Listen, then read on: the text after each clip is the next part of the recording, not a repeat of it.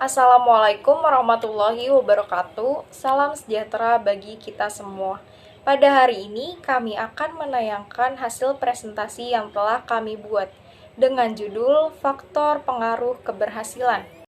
Sebelumnya terima kasih kepada Ibu Haja Surya Bintarti, SEMM selaku dosen pengampu mata kuliah Manajemen Perubahan. Selanjutnya saya akan memperkenalkan anggota kelompok saya yang dimulai dari saya sendiri. Perkenalkan, nama saya Yuliani. Halo, perkenalkan, nama saya Adam Aryansyah Firdaus. Halo, nama saya Tasya Nur Fadila. Kami dari kelas MA20A1, Prodi Manajemen Fakultas Ekonomi Bisnis. Pada saat presentasi, Anda diharapkan memfokuskan terhadap presentasi yang kami sampaikan.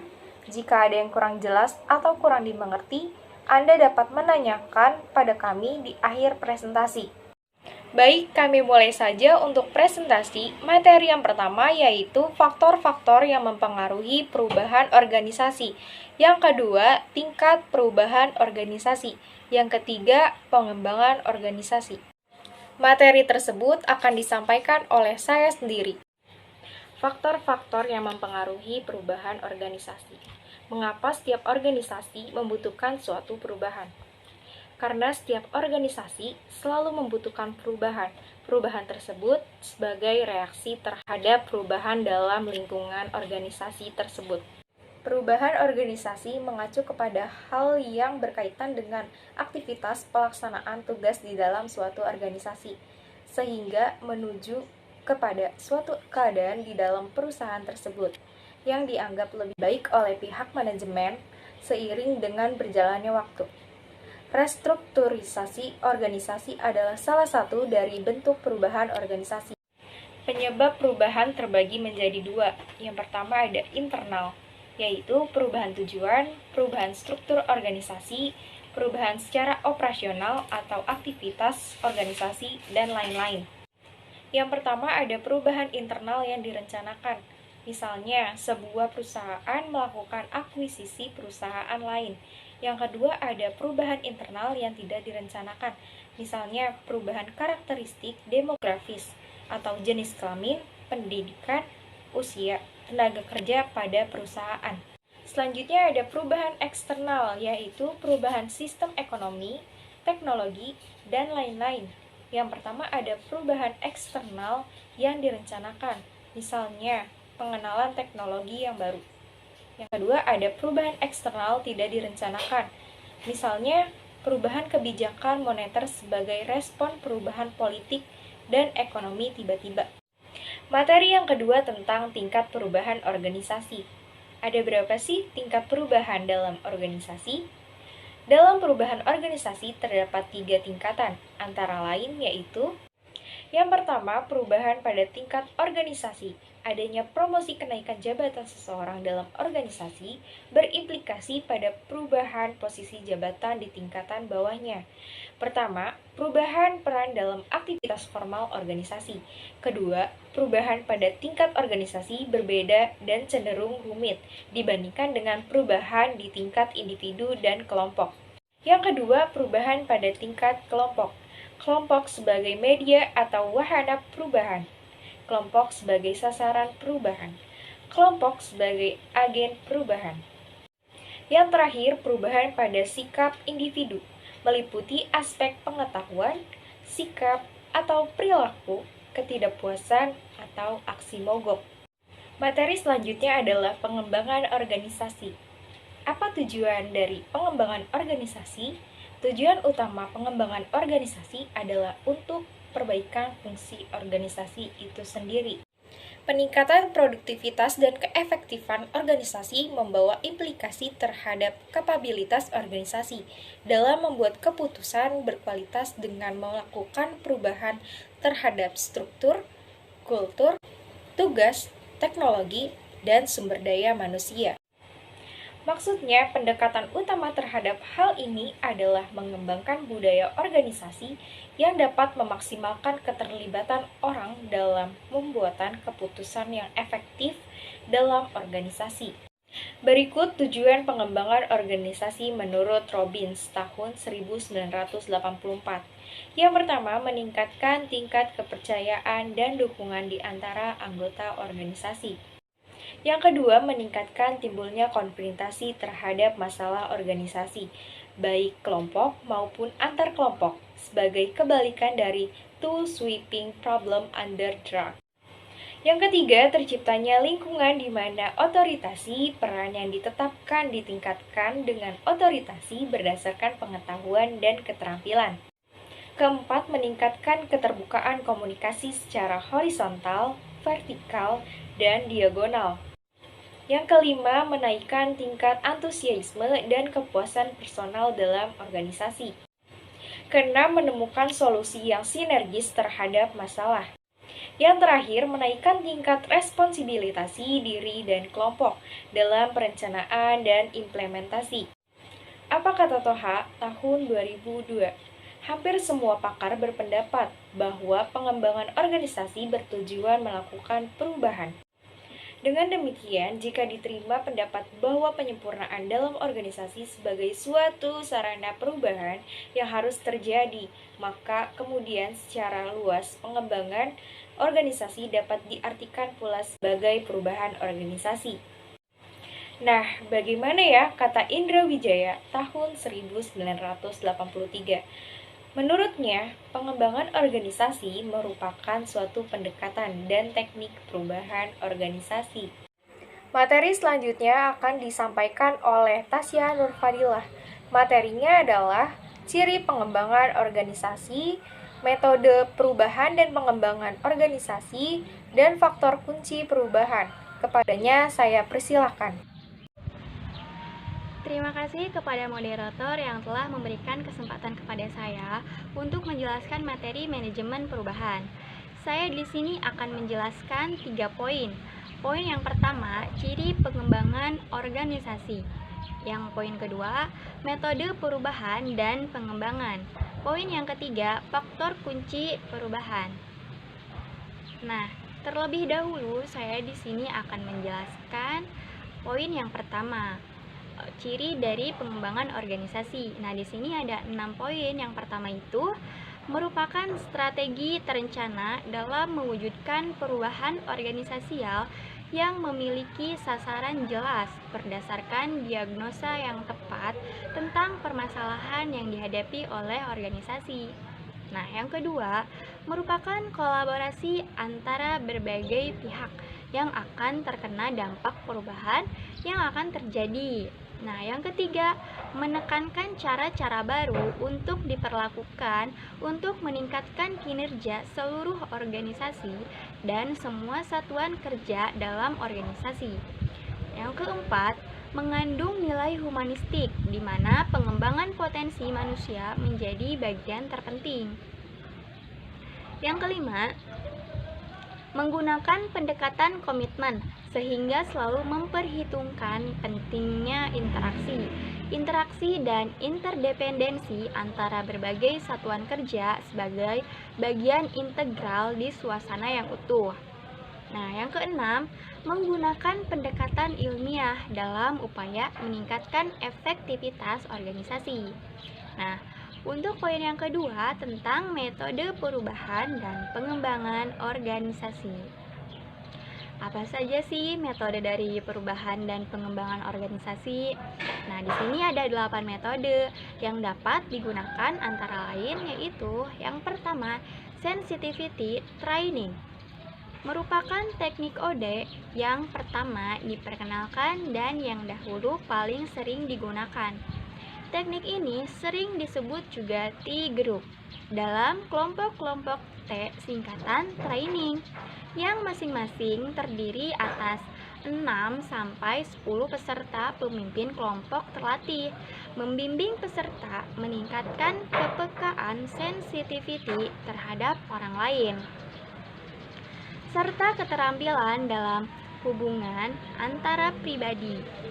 Team building adalah pendekatan yang bertujuan memperdalam efektivitas serta kepuasan tiap individu dalam kelompok kerjanya atau tim. Teknik team building sangat membantu meningkatkan kerjasama dalam tim yang menangani proyek dan organisasinya bersifat metrik. Yang ketiga, survei feedback. Dalam teknik survei feedback, tiap peserta diminta menjawab kuesioner yang dimaksud untuk mengukur persepsi serta sikap mereka. Misalnya, persepsi tentang kepuasan kerja dan gaya kepemimpinan mereka. Hasil survei ini diumpan balikan pada setiap peserta, termasuk pada para personalia dan manajer yang terlibat. Kegiatan ini kemudian dilanjutkan dengan kuliah atau lokakarya yang mengevaluasi hasil keseluruhan dan mengusulkan perbaikan konstruktif. Yang keempat, transactional analysis atau TA. TA berkonsentrasi pada gaya komunikasi antar individu. TA mengajarkan cara menyampaikan pesan yang jelas dan bertanggung jawab, serta cara menjawab yang wajar dan menyenangkan. TA dimaksudkan untuk mengurangi kebiasaan komunikasi yang buruk dan menyesatkan. Yang kelima, intergroup activities. Fokus dalam teknik intergroup activities dalam peningkatan hubungan baik antar kelompok dan ketergantungan antar kelompok yang membentuk kesatuan organisasi. Menimbulkan banyak masalah dalam koordinasi. Intergroup activities ini dirancang untuk meningkatkan kerjasama atau memecahkan konflik yang mungkin timbul akibat saling ketergantungan tersebut. Yang keenam, proses consultation. Dalam proses consultation OD mengamati komunikasi, pola pengambilan keputusan, gaya kepemimpinan, metode kerjasama, dan pemecahan konflik dalam tiap unit organisasi. Konsultan kemudian memberikan umpan balik pada semua pihak yang terlibat tentang proses yang telah diamatinya, serta menganjurkan tindakan koreksi. Yang ketujuh, GRIP OD. Pendekatan GRIP pada pengembangan organisasi didasarkan pada konsep manajerial GRIP yang diperkenalkan oleh Robert Black dan Jane Mouton. Konsep ini mengevaluasi gaya kepemimpinan mereka yang kurang efektif menjadi gaya kepemimpinan yang ideal, yang berorientasi maksimum pada aspek manusia maupun aspek produksi. Yang kedelapan, third party matchmaking. Dalam menerapkan teknik ini, konsultan OD berperan sebagai pihak ketiga yang memanfaatkan berbagai cara menengahi sengketa serta berbagai teknik negosiasi untuk memecahkan persoalan atau konflik antar individu dan kelompok.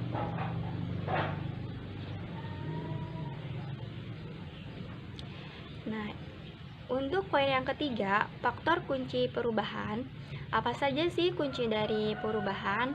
Ada dua kunci perubahan, yaitu antara lain yang pertama, karakteristik organisasi. Yang kedua, karakteristik dari perubahan itu sendiri.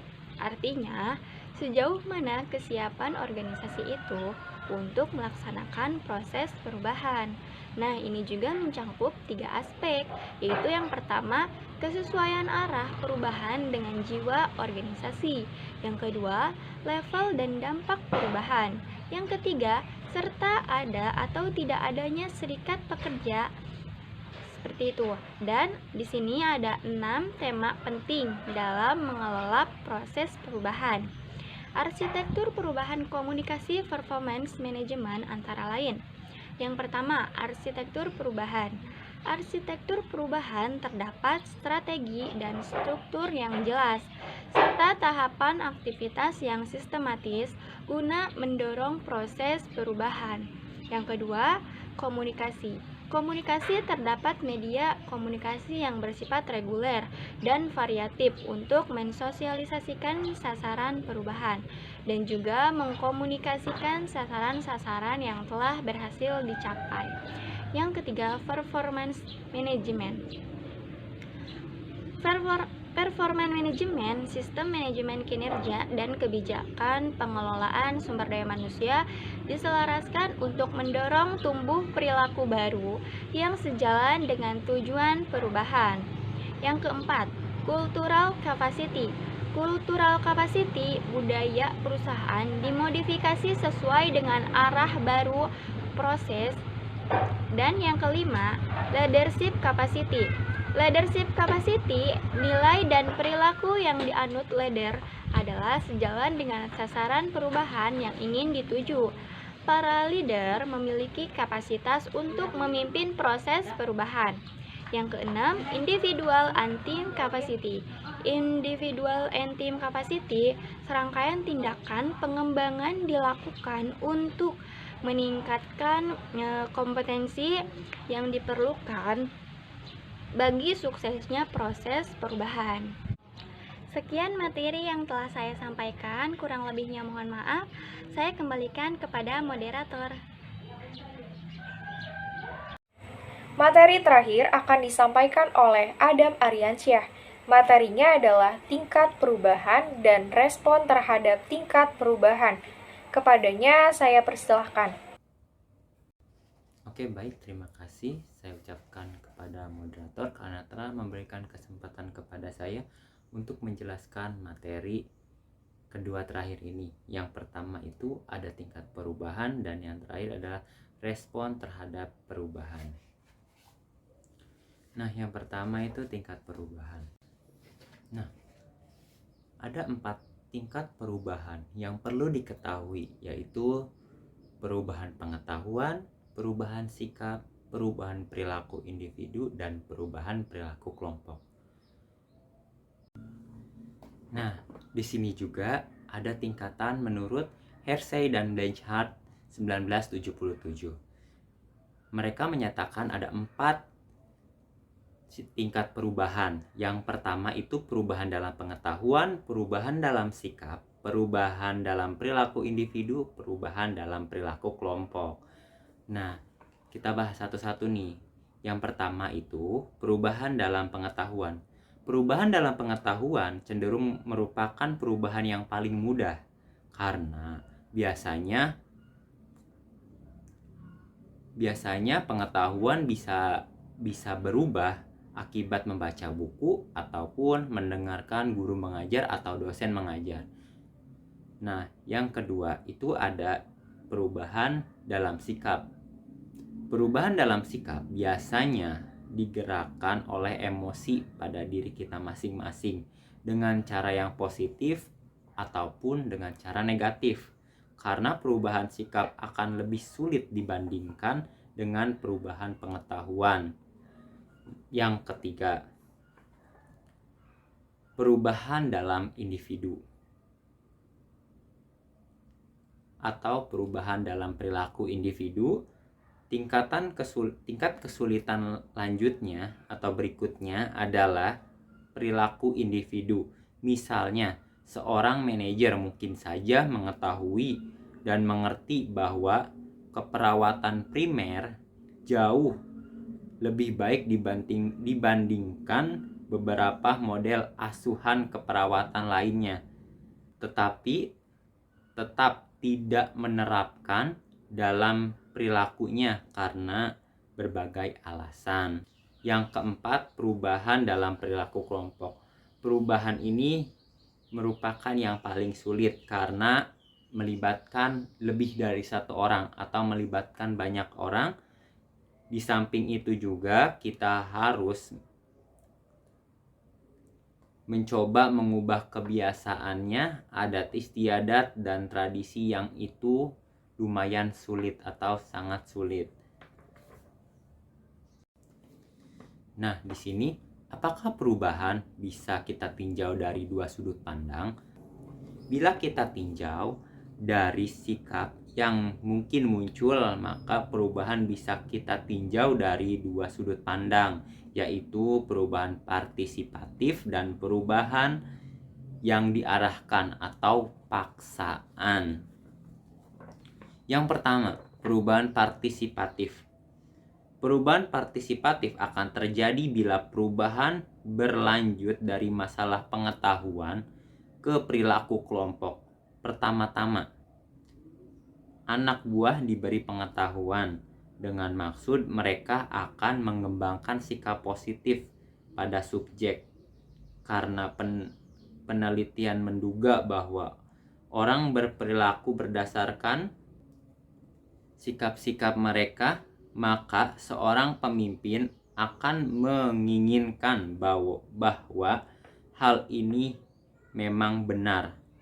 Sesudah berperilaku dalam cara tertentu, maka orang-orang ini menjadi guru dan karenanya mempengaruhi orang lain untuk perilaku sesuai dengan yang diharapkan. Siklus perubahan partisipatif dapat digunakan oleh pemimpin dengan kekuasaan pribadi dan kebiasaan positif. Perubahan ini bersifat lambat atau secara evolusi, tetapi cenderung tahan lama karena anak buah umumnya meyakini apa yang mereka lakukan. Perubahan yang terjadi tertanam secara intrinsik dan bukan merupakan bentuk ekstrinsik.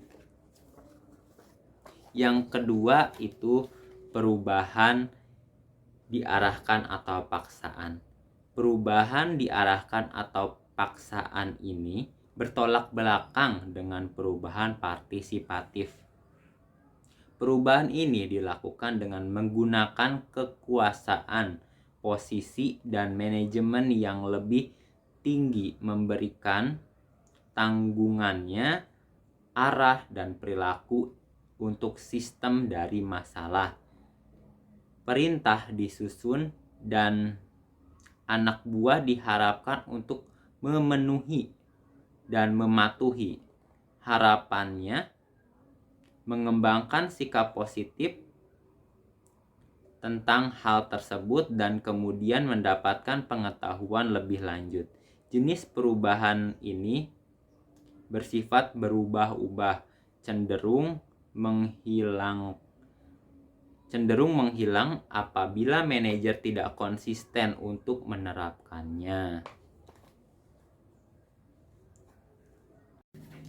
Nah, sekarang kita masuk materi terakhir, yaitu respon terhadap suatu perubahan. Apa respon seseorang terhadap suatu perubahan? Bagi sebagian individu, perubahan dapat dipandang sebagai suatu motivator atau motivasi dalam meningkatkan prestasi atau penghargaan. Tapi kadang-kadang perubahan juga dipandang sebagai suatu yang mengancam keberhasilan seseorang dan hilangnya penghargaan yang selama ini mereka dapat. Apakah seseorang memandang perubahan sebagai suatu hal yang penting atau negatif? Umumnya, dalam perubahan sering muncul resistensi atau adanya penolakan terhadap perubahan dalam berbagai tingkat dari orang yang mengalami perubahan tersebut. Nah, di sini ada faktor-faktor yang akan merangsang penolakan terhadap perubahan. Adapun faktor-faktornya antara lain yaitu kebiasaan, kepuasan akan diri sendiri, dan ketakutan yang melibatkan ego. Nah, ketakutan di sini ada beberapa ketakutan yang mungkin dimaksud di sini, yaitu yang pertama takut karena tidak tahu. Yang kedua itu takut karena kehilangan kemampuan, keterampilan, dan keahlian yang terkait dengan pekerjaannya. Yang ketiga itu takut karena hilang kepercayaan atau kedudukan. Yang keempat itu takut karena kehilangan imbalan. Yang kelima itu takut karena kehilangan penghargaan, dukungan, dan perhatian orang lain.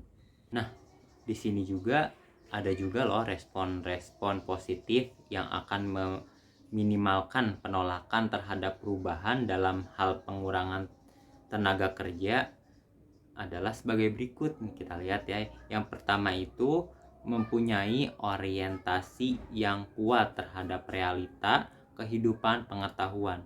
Pengetahuan tentang apa sih? Tentang perilaku manusia, penanganan stres, dan keterbukaan dan kejujuran dalam menangani pekerjaan. Yang kedua itu ada mengembangkan rencana dan kebijakan pengurangan tenaga kerja yang berskala orientasi dengan nasihat dari Departemen Sumber Daya Manusia atau personel dan konseling legal.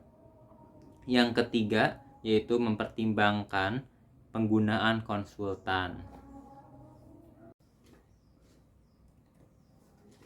Nah, di sini apa sih faktor keberhasilan dan kegagalan manajemen perubahan?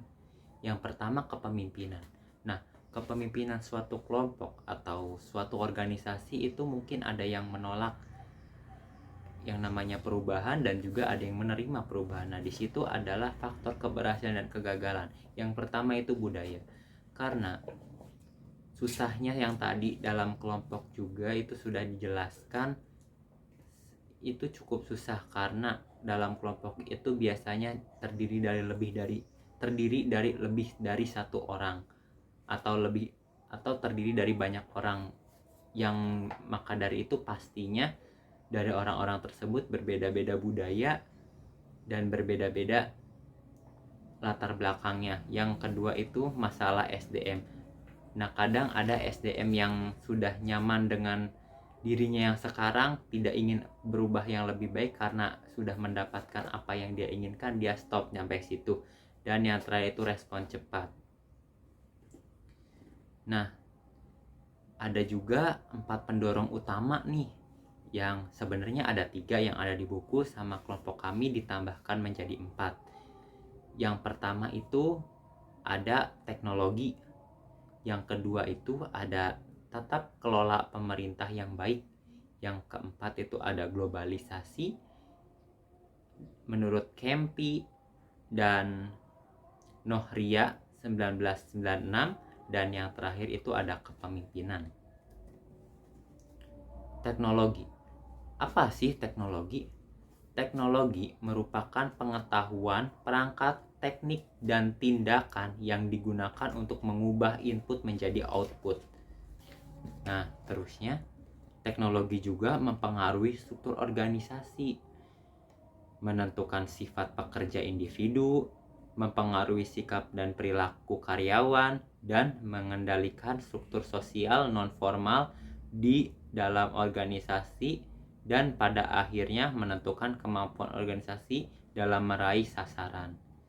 Nah, teknologi juga mempercepat suatu proses, apalagi yang kita alami sekarang. Contohnya dalam pemasaran. Sekarang kita tidak perlu memasarkan produk kita apabila kita mempunyai produk baru, tidak perlu membuat pamflet atau spanduk yang besar, hanya menggunakan posting di Instagram atau di TikTok pun itu sudah cukup membantu. Nah, yang kedua itu pemerintah. Di sini ada 5, yaitu yang pertama tata kelola yang baik. Yang kedua yaitu memikirkan kembali peran dan posisi pasar. Maksudnya pemerintah harus melakukan melakukan kegiatannya sesuai apa yang harus dia lakukan, tidak melebih-lebihkan atau bahkan tidak mengurang-nguranginya. Yang kedua itu melalui deregulasi adalah proses pencabutan atau pengurangan regulasi negara. Biasanya regulasi yang berhubungan dengan ruang lingkup ekonomi. Terusnya itu privatisasi. Privatisasi adalah proses pengalihan kepemilikan dari milik umum menjadi milik pribadi atau swasta. Lawan dari privatisasi adalah nasionalisasi. Yang terakhir itu dan devolusi. Devolusi adalah pelimpahan kekuasaan dari pemerintah pusat dari suatu negara berdaulat kepada pemerintah pada tingkat subnasional atau dalam Indonesia negara kita, yaitu seperti provinsi atau kabupaten kota. Devolusi merupakan salah satu bentuk desentralisasi administratif. Devolusi berbeda dengan desentralisasi dalam federalisme. Nah, yang ketiga itu contohlah negara Inggris. Ada 3 poin yang perlu dicontoh, yaitu yang pertama memperkenalkan negara yang minimalis. Yang kedua itu menekankan kembali otoritas politik. Yang ketiga meluaskan regulasi, audit, dan evaluasi. Yang keempat itu mereformasi struktur dan manajemen sektor publik. Dan yang terakhir, yang kelima itu mendemokratisasi sektor politik dan mengubah budaya. Budaya di sini budaya yang kurang baik, bukan budaya yang baik. Yang ketiga setelah pemerintah atau government, yaitu globalisasi. Dalam globalisasi ini ada 5 poin yang tertera di sini, yaitu yang pertama memfasilitasi hubungan dan koordinasi di antara organisasi pemerintah dan non-pemerintah. Yang kedua itu adalah penguatan kembali organisasi tata kelola superwilayah. Oke. Yang ketiga yaitu peningkatan ketergantungan di antara negara-negara modern. Yang keempat mendapatkan keunggulan era informasi untuk mengelola informasi. Yang kelima, peran pemerintah sebagai mitra dengan sektor swasta yang terus meningkat. Dan yang terakhir, yang keenam itu peralihan negara administratif dari negara makmur menjadi negara korporat. Menurut Farazman 1999 halaman 514 sampai 515. Nah, yang keempat dari globalisasi adalah kepemimpinan. Yang pertama itu transformasi pimpinan. Yang kedua itu kebanyakan definisi kepemimpinan mencerminkan asumsi bahwa hal itu melibatkan proses pengaruh sosial, di mana pengaruh yang disengaja digunakan oleh suatu orang atas orang atau suatu kelompok atas kelompok tersebut, atas kelompok lain, untuk menyusun aktivitas dan berhubungan dalam satu kelompok atau organisasi. Jadi yang ketiga, tidak ada dalam tanda kutip satu cara terbaik. Yang keempat itu, yang terakhir, pendekatan satu cara terbaik lebih melihat bagaimana sebuah kepemimpinan memiliki rangkaian karakteristik tertentu yang harus dimiliki oleh kepemimpinan yang baik. Nah, di sini juga ada ciri kepemimpinan yang berhasil membawa perubahan. Yang pertama itu dorongan atau prestasi, ambisi, energi, keuletan, dan inisiatif. Nah, kepemimpinan yang seperti ini pastinya bisa melakukan perubahan. Yang kedua itu motivasi kepemimpinan pribadi atau sosial. Yang ketiga itu kejujuran dan integritas, itu sangat penting memangnya. Terus yang keempat kepercayaan diri, kemampuan kognitif, dan pengetahuan bisnis, itu juga penting. Yang kelima itu intuisi, kecerdasan emosional, dan kemampuan interpersonal yang unggul.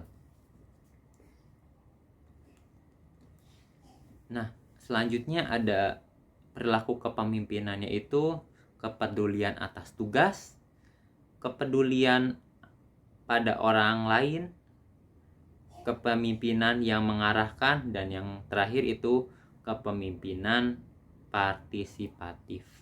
Di sini juga ada pemimpin dalam masa perubahan. Yang pertama itu keuntungan dari dukungan dan kepercayaan orang lain atau stakeholder support. Yang kedua itu mendengarkan dan bekerja sama secara efektif. Yang ketiga itu membawa akuntabilitas, transparan, dan dapat dipertanggungjawabkan. Yang kelima itu memberikan umpan balik instruktif kepada orang lain. Yang kelima itu mempertahankan perubahan. Dan yang terakhir itu grey-haired revolutioners, inovasi terus-menerus, atau dalam kata-kata di sini ada rambutnya memutih bukan karena tua tetapi karena bekerja keras untuk mencari strategi secara terus-menerus. Sekian materi yang bisa saya sampaikan. Kurang dan lebihnya saya mohon maaf dan saya akan kembalikan kepada Yuliani sebagai moderator. Terima kasih. Sebelum saya mengakhiri presentasi kali ini, saya akan membuka sesi tanya jawab. Jika ada yang ingin bertanya, silakan sebutkan namanya. Sekian presentasi dari kami. Terima kasih sudah mengikuti atau menonton presentasi kali ini. Semoga dengan presentasi ini dapat menambah wawasan kita semua. Dan apabila ada tutur kata yang tidak berkenan di hati, mohon untuk dimaafkan. Wassalamualaikum warahmatullahi wabarakatuh.